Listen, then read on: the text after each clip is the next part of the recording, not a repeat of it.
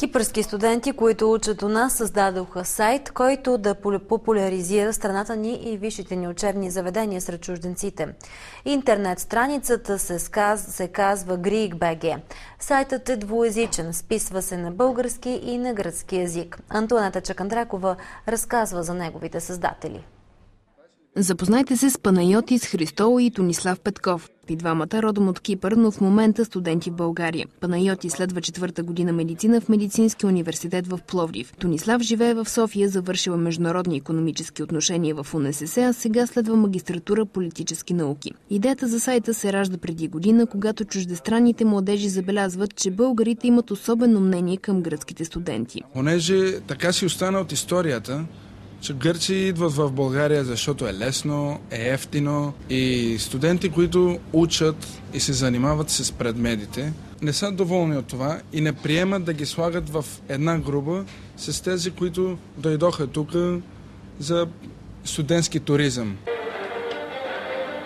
Така създават и сайта, за да докажат, че не са в нашата страна заради купоните и лесния живот и да променят преднамереното мнение на българите към чуждестранните студенти. В сайта може да се намери информация за университетите у нас, живота, правата и задълженията на всеки студент и как всъщност гръцката общност живее тук. И двамата обичат България и смятат да останат тук. Смяташ ли, че българските университети така могат да интегрират не само гръцки, но и като цяло чуждестранни студенти и да ги задържат след това в България?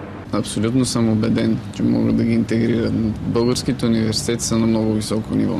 В България гръцкоговорящите студенти са около 2500, като само в Пловдив те са над 1000. Пример за успешна и бърза интеграция в нашата среда е добрия български, който и двамата владеят. На 3-я месец на улица да си пазарувам зеленчуци, да пазарувам плодове, например.